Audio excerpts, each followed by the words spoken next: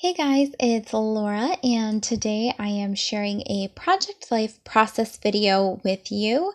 I am working on my 100 Days of Project Life challenge and catching up on my 2016 album. And as you can see, this album has 6 by 12 pages that I really love, but I fell behind and then I just kind of stopped working on the project. So I am diving back in and catching up and hoping to film some of these process videos for you guys so you can see how my 100-day project challenge is going.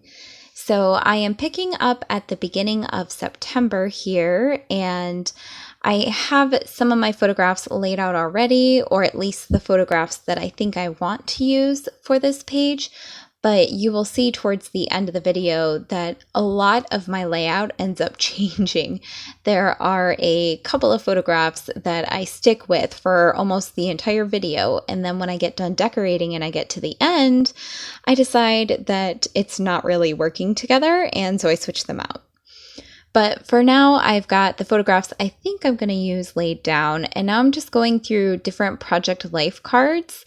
I'm going through a lot of blue ones because I want to bring that blue that's in the bath bomb photos from the left side of the page over onto the right side of the page. So I want to make sure whatever journaling card I put over there next to the picture of me doing yoga has some blue in it to kind of tie both sides together. And now I'm going to take my page protector out of the album, and that way I can work on a totally flat and level surface there instead of trying to work within my album. And this is something I regularly do. I just take my page protectors out and work flat on my desk instead of working in my album. I have this really pretty lace border there in a 4x6 size, and I really want to use that for that photograph of me. And I try it with a plain white background and I don't really love it, so I pick that light pink striped border Project Life card, and I go through some other pink options because that photograph on the right bottom side of my craft room has some pink in it. So just like I wanted to bring the blue from the left side of the page over to the right with the journaling card, I want to bring the pink that's in the bottom right side of the page in that photograph over to the left side of the page with a Project Life card. So you'll see I try to balance things out that way in almost every Project Life layout that I do. I grab a small square photograph of me doing a face mask, and I'm going to use that over on the left page, and I think that ties in really good with the pictures of the bath bomb because it's all about the self-love days that I was practicing at that time. Now I'm just gluing down that lace border to that pink striped Project Life card that I really love, and then I'm going to use my double-sided tape to tape my photograph down on top of there. And you'll see that in the bottom pocket on that page where I have the two photographs, one is the vertical 3x4 and then the other one is the square photo of me doing a face mask.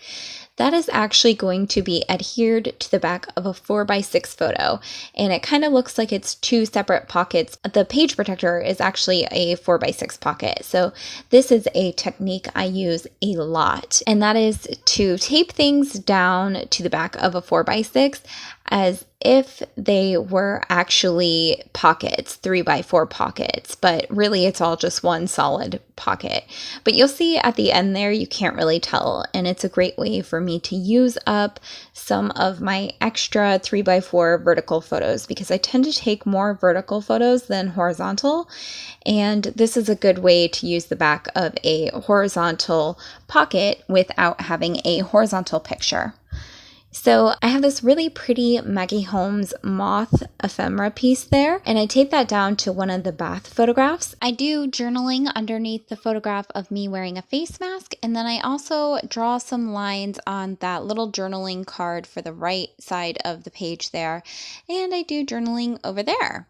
And now I'm mixing up the horizontal photos I'm going to use on that side of the page. And I take the photo of me in the craft room and I move it up. And then I move it back down and I replace the photograph of the dogs with that picture of some art journaling that I was doing from a class I had taken that month. The whole process is really just trial and error and mixing things up until I find something I like. And I end up liking that photograph a lot better than the one of my cat and my dog on the porch. I think the blues and the black and white fit in a lot better with the left-hand side of that page, with all the blue bath bomb photos and then the harsh black and white with the face mask and then with the calendar card. So everything ends up looking pretty balanced and symmetrical. I add a couple of sequins to the photograph that has the moth ephemera on it, and I really love how that looks. It's light pink sequins, and it's hard to see them, but you will see them up close at the end. And then I slip everything into pockets and try to commit to everything that I have on the page right now.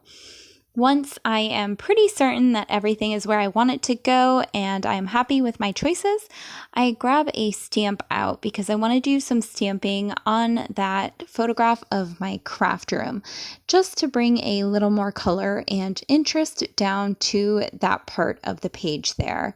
And I end up hating what I stamped on the photograph. I often don't like the results when I stamp directly onto a photograph, and I often end up cutting out a label and restamping or journaling and using my tiny attacher to cover up the stamping that I have put directly on the photograph. And you would think I would learn to just not stamp directly on photos anymore, but on the rare chance that it works out, sometimes I still do it. But in most cases, I end up covering it up like I do here. And that's pretty much all I do for this layout. It came together pretty quickly. There were a lot of changes, which is not something that usually happens, but overall, I am really excited with how the page turned out.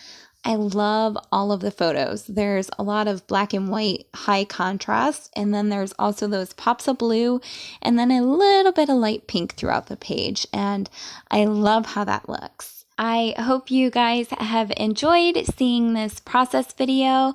I'm really sorry, but at the end of the video here, when I give you some close-ups, my hands are a little shaky. I'm not quite used to holding the camera like that for my close-ups, so I will work on that so it's better for you in the future. If you like this process video, please give it a thumbs up and make sure to subscribe to my channel so you don't miss any of the fun memory keeping stuff that I do. Thank you for watching, and I hope you have a wonderful crafty day. Bye!